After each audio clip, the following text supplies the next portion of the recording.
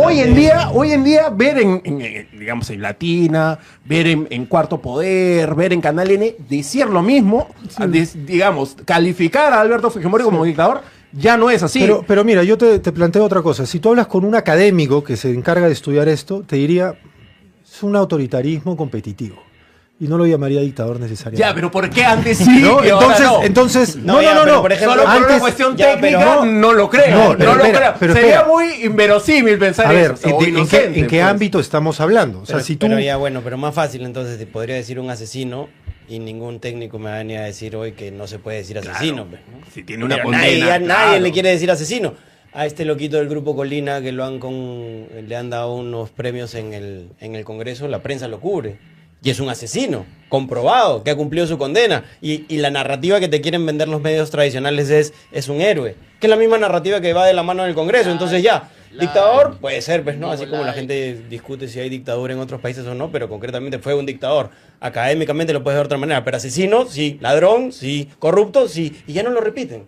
Y les cuesta un montón. O sea, sí, es normal que sean así, pero en el tema... no lo maticemos como un académico. Sí. Es un asesino, es un choro, ratero, cutrero. Y no lo claro. pueden decir porque les cuesta. O me puedes decir que el chino es cutrero. Pero él lo admitió. No, pero lo puedes decir como un asesino, mata gente, mata niños. ¿Le puedes decir? ¿O les cuesta mucho que mató, mató niños? Pero a ver, déjame contextualizarlo bien. Déjame contextualizarlo bien. No. Quiero saber, nomás. No, está bien que lo plantees así. Primero, corrupto, sin duda, además él lo admitió y ha sido bien condenado por ello. Ahora, sobre si es un asesino, tú tienes que ver si es que crees la teoría de la autoría mediata no puedo discutirlo. O no. No puedo discutirlo. Si crees la teoría de la autoría mediata. Tengo que creer porque vivo en este país. No puedo discutirlo. Entonces, si no estoy justificando un delito y eso es otro delito. Si no es un asesinato, ¿qué le van? ¿Estás justificando que cometió el delito o tienes que aceptar la decisión de la justicia peruana? No hay discusión sobre eso. No, tú puedes, es un derecho constitucional. No puedes opinar, querer justificar un delito. ¿Opinar y ¿Opinar qué? ¿Para qué opinas eso? ¿Para justificar el delito o para darme la contra? Porque no sé ni siquiera... No sé ni siquiera si te estoy dando la contra. Es que nuevamente, si no puedes aceptar que es un asesino, es porque quiere justificar el delito, indirectamente. Si no, ¿para qué lo dirías? O sea, es como cuando Leo Butrón dice, ¿sabes qué? Los de la cantuta son terrucos, pues, más o menos, y por eso están bien muertos.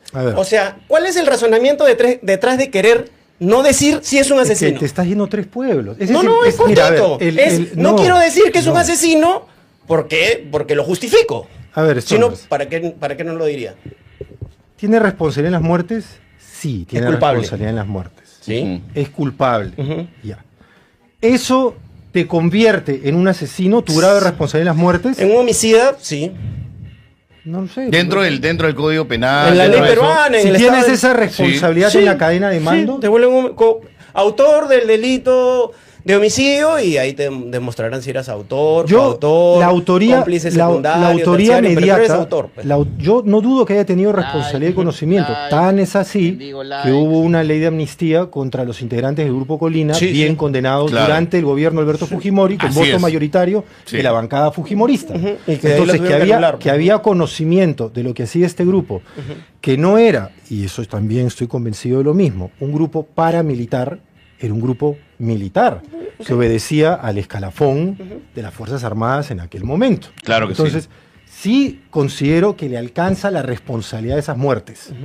Lo que no sé es si que te alcance la responsabilidad de esas muertes y que estés bien condenado implica directamente que seas un asesino. O sea, en el sentido del lenguaje porque para ser asesino tendrías que obviamente haber disfrutado, pues, ¿no? Pero eres un homicida. Pero el abogado eres tú, ¿me entiendes? No, por eso, no eres un asesino porque no es un loco que fue con su cuchillo y los abrió. Claro. Pero es un homicida, pues, ¿no? O sea, y de un niño.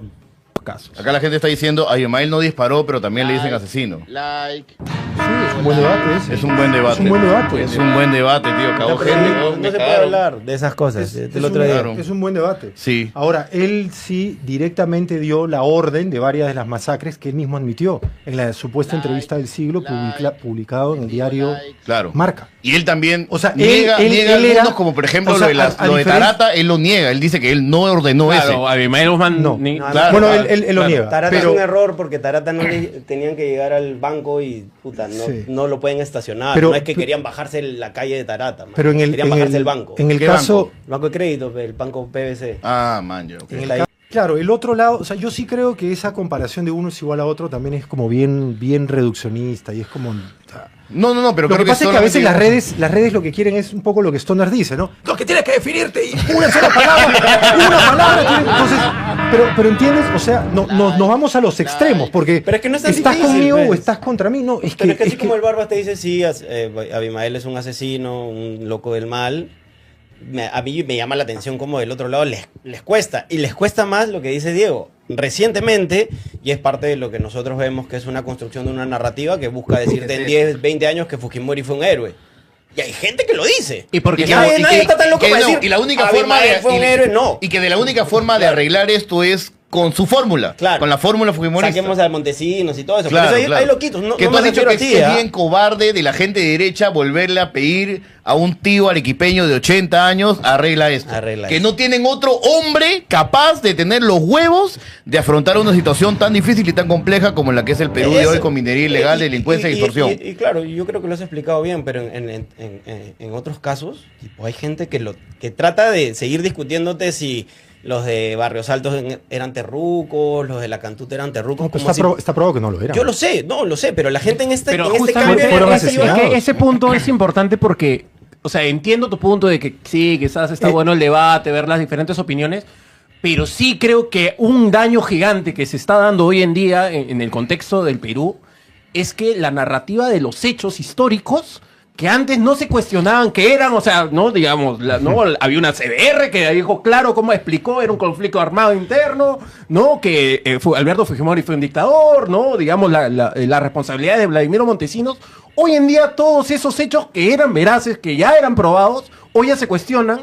Y ahora estamos, digamos, en una sociedad que cuestiona su historia. Y además es tan palta la situación, mi estimado Martín, que ni siquiera el Estado es capaz de controlarla. Por esa misma razón, una persona nuevamente como Vladimiro, que ya tiene 80 años, que debería estar en su casa, porque le corresponde un arresto domiciliario, no la pueden sacar porque sería una locura. A un señor como Polay, que tuvo un juicio por todos los crímenes que cometió, incluyendo las Gardenias, porque fue un juicio universal, porque los agarraron y a toda la cúpula dijeron, le vamos a meter un juicio por todo lo que hicieron. Sumario, pero por todo lo que hicieron. Y ahora le tienen que abrir, ya cumplió su condena, le tienen que abrir otro proceso porque no lo pueden sacar de la cárcel, porque la sociedad peruana no soporta que estas personas, incluido cuando ha estado afuera el chino, estén afuera porque no hemos solucionado el problema que lo generó. Y parte de no solucionarlo es no querer hablarlo. O de que hayan muchas narrativas que quieran imponer una visión, una otra, como dice Diego, si no fuera más fácil hablar sobre lo ocurrido, nada más. Yo sí te doy la razón, 100% y lo firmo, en que hay que hablar más de esto. Sí. En donde yo no te doy la razón o siento que no es el camino, es en el de plantear que tiene que ser así porque si no estás en el otro lado. Porque planteas una suerte de dicotomía o trinchera tú y trinchera mía, ¿me entiendes? Y yo creo que nos podemos encontrar en el centro. Pero las sentencias no las podemos discutir. Se pueden discutir, es un derecho constitucional. No, discutir sobre, es que ya, pero ¿con qué fin? ¿Con el fin de justificar lo que ocurrió? ¿O con el fin de discutir porque soy un académico del derecho que quiere discutir? Con el fin de comprenderlo, tú lo has dicho. Es una sociedad que no ha reevaluado lo que nos ha pasado. Pero entonces viene un loco y me dice, quiero discutir la sentencia de Abimael, ¿y lo vas a escuchar? Quiero discutir la sentencia de Polay y lo vas a escuchar. No, le vas a decir, loco, ¿qué me vas a discutir? Ya están sentenciados. Ya fueron a la corte. ¡Ya se discutió! ¡Ya se discutió! Claro, ya se discutió. O sea, y nosotros no somos nadie para... Están sentenciados y bien sentenciados. Una discusión no va a reabrir el caso.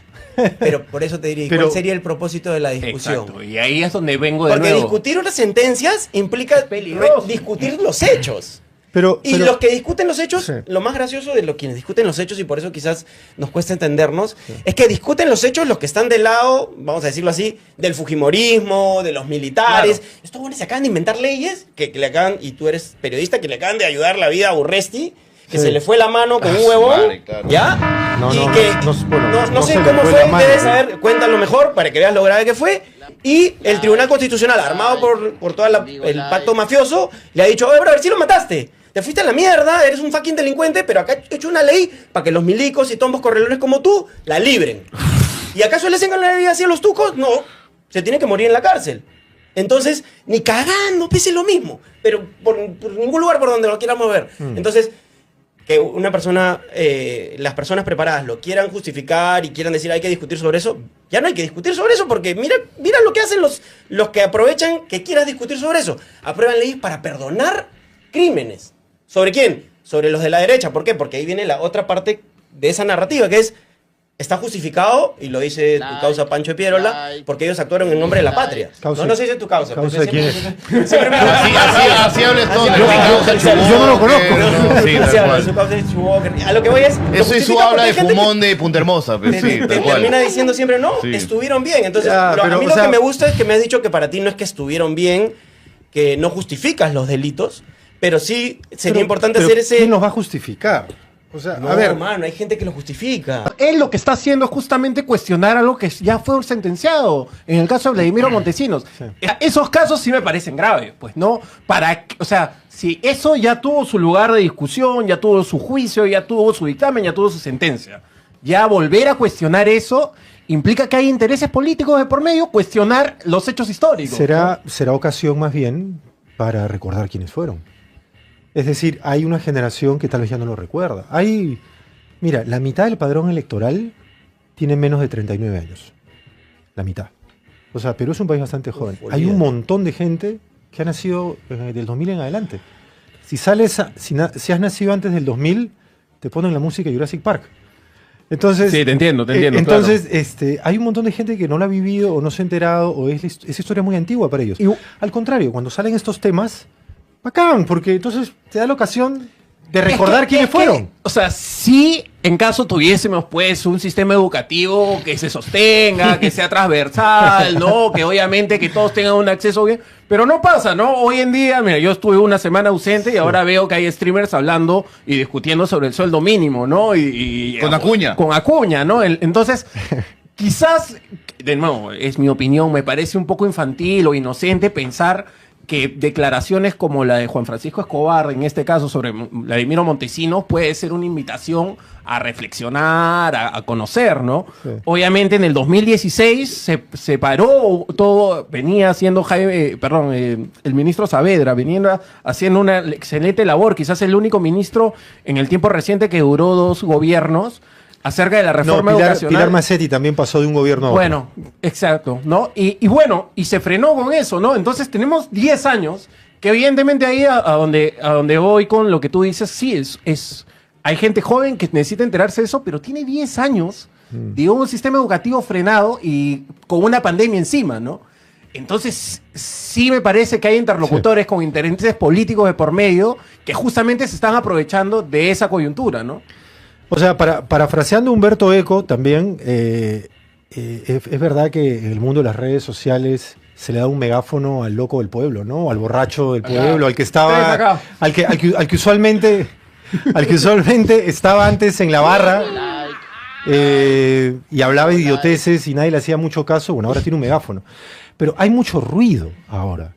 Entonces, es verdad, lo bacán sería que gente que tiene una posición que puede no ser la tuya, pero que trata de argumentarla, hable de estos temas, ¿no? Liberen al Kraken, ¿por qué tal vez correspondería? Entonces, Stoners puede decir, oye, porque su pena ya venció, pues, y la ley es la ley. Vaya a su casa. Ya la cumplió y punto. Todavía le falta, creo. O, no, porque le han dado como 7 o 8 años más, sí. Ya, pero me refiero a esa edad, uno ya tiene a los 80. Ya, pero a lo que voy es, hay mucho ruido ahora, hay un montón de ruido. Hay 10.000 como él. Hay varios. ¿No? Es verdad. Hay varios. Y en medio de ese ruido, trata tú de decir algo que te tome más de un clip para explicar algo y darle contexto. También es difícil que te vean, porque todo el mundo clipea. Yo no sé qué clipearás tú de esta entrevista y de pronto voy a salir como defienda a Fujimori, Fujimorista. Es vía. O sea, trataremos de que sea equilibrado siempre aquí, ¿no? Pero es que ni siquiera lo estoy defendiendo. Trato un poco de que abramos la discusión. Una voz para un empresario que lo pudo haber sido para Varus, que en realidad vivía de paraíso. El canal no era su fuente principal. El canal le daba otras cosas. Esto no es ningún secreto. Le daba la posibilidad de contactos, de cercanía, en fin. Es lo que da un medio de comunicación. Claro, tú sigues creciendo y te va a tocar la puerta de un montón de lados también. Pero de momento estoy del otro lado y digo, mira, pues, ¿no? Pero estuviste de ese lado también. ¿En qué lado? ¿En qué momento? ¿De TV Perú, cuando estaba trabajando en TV Perú? ¿O en qué momento? O Canal J, por ejemplo, ¿no? Claro. Sí. Oye, de hecho, cosa curiosa, búscate Canal J. Pon Canal J. Pon Canal J. ¿no? Si podemos hablar de Canal J, terminamos presos tú y yo. No. Solo pon Canal J. Canal J. Y entra el link de oficial de la web del canal. Canal Jockey Plaza. Ya, okay. Dale. Nos vamos al infierno tú. Entra el link. No, entra solo el link del. Ya, listo. A ver. ¡Oh! ¡No! ¡Oh! El corporativo. El corporativo. Estamos hablando de recibos por honorarios durante 8 meses en pandemia y me comparas con Federico Salazar que está ahí 20, 35 años. Así, eso es que eres un buen periodista. Maniqueo. En la época de los broadcasters, el mismo Hildebrand decía de que Genaro le decía que no haga informes sobre su amigo ladrón de Guevara, que era un arquitecto que le hacía honor a su apellido, ¿no? Pero cuando ya entramos dentro del mundo corporativo, sí esto se vuelve mucho más evidente, ¿no? Pero por lo menos de New York dice, sí. De New York antes de cada elección tiene una editorial en donde te dice puntualmente de que está a favor de tal candidato, cosa que aquí en el Perú no pasa, ¿no? Y me parece bien válido. Sí, claro. Las pequeñas radios locales para las que, por ejemplo, el MINSA contrata una campaña de vacunación local o lo que fuere, o sea, toferina, entonces tienes que poner un anuncio en Yurimaguas, en Iquitos, claro, ¿no? O dengue, en Lambayeque, en Trujillo, entonces usas medios locales. Y para ellos sí el golpe de la ley Mulder ha sido más pernicioso. O sea, estas limitantes es más jodida para ellos. Vale. O sea, sí tiene que haber una publicidad del Estado, ¿me entiendes? Porque la gente tiene que entender qué cosa está haciendo el Estado. Eres comunista. pero volvemos a lo mismo. Necesito ponerte una etiqueta porque si no, no existo. O sea, tengo que ponerte una etiqueta. Era para molestar. Pero entiendo que funciona en estos pequeños grupos porque no tienen tanto capital para invertir. Me pareció interesante esa explicación. No me molesta, me parece que deja bacán para el debate.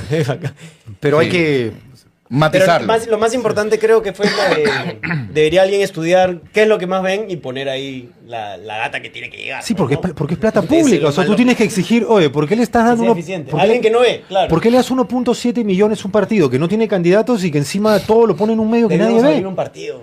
Y después lo ponemos todo acá. Es que es medio millón de firmas. Es que ese es el negocio. Ahora sí, en aquel momento no era. ¿Cuánto era?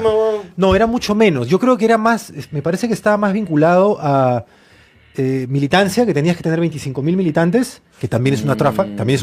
Claro. Y creo que presencia de comités regionales, si no en todas las regiones, en un altísimo porcentaje de ellas. Claro. Ahora te piden un porcentaje del padrón electoral que ya no sé si ahora es 500.000 o más de firmas y no se puede alcanzar.